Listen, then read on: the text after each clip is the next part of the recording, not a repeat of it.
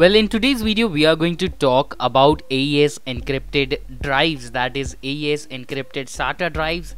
It may be SSD or HDD or hard disk or solid state fusion drives or something like that.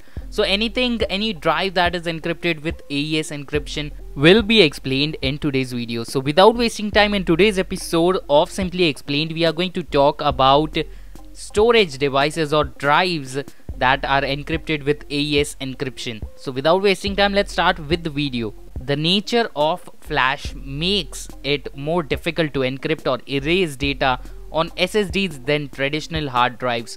However, hardware-based disk encryption is changing the game, making it easier to encrypt and erase SSDs securely without any load on the host processor. So previously, without hardware-based encryption, you actually had to do something and some sort of processing power and put a load on your processor to encrypt the storage, and this was because of the software-based encryption that we had. But now we have a better solution, that is hardware encryption. So how secure is AES encryption? Let's consider a password. Now this is a plain text password. After using AES encryption, your password is scrambled 14 times. Now that makes it difficult. So how difficult it is to break this password now? Now it might take millions of years to break these kind of password with top 500 supercomputers that we have right now.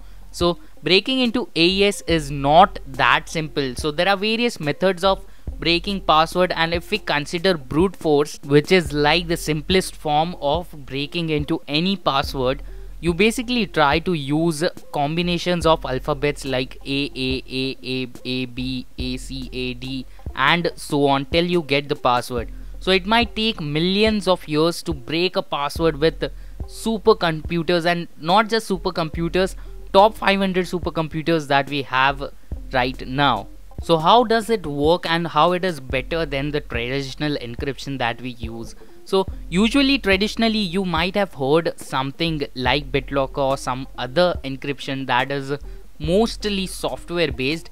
In terms of SSDs that come with AES encryption and AES encryption hardware, you get an extra protection, because once you set a password, even if the hard disk is removed and if someone tries to use it in their computer or in a separate computer, they won't be able to recover the data or open the data at all.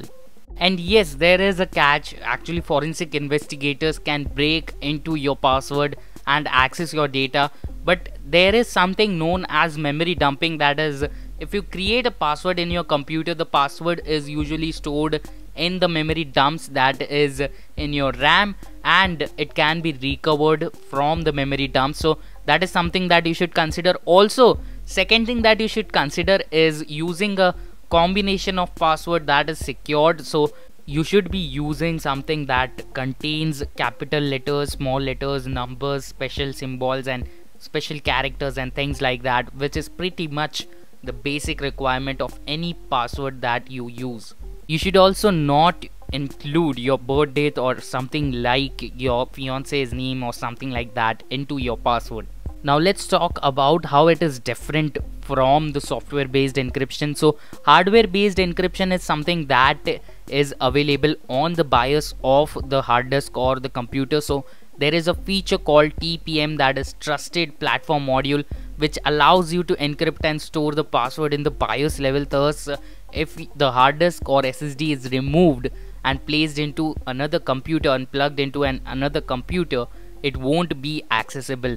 And if we talk about software based encryption, it can be decrypted because it is obviously a software level thing. And in case if your hard disk does not support hardware based encryption, you can use programs like TrueCrypt to encrypt your data and make it more secure. So that was all about AES based encrypting drives, that is self encrypting drive, which are hardware based encryption drives. And by the way, if you have a website, then I would suggest you to embed this video on your website and write an article about it. By the way, in case if you like the video and learned something new, then I would strongly suggest you to hit the like button, and if you are interested into tech, then this is the channel that you are looking for. So you should subscribe to our YouTube channel, because we keep on uploading regular videos on YouTube. By the way, I am Priyank Gada and you are watching Simply Explained on YouTube. All the best.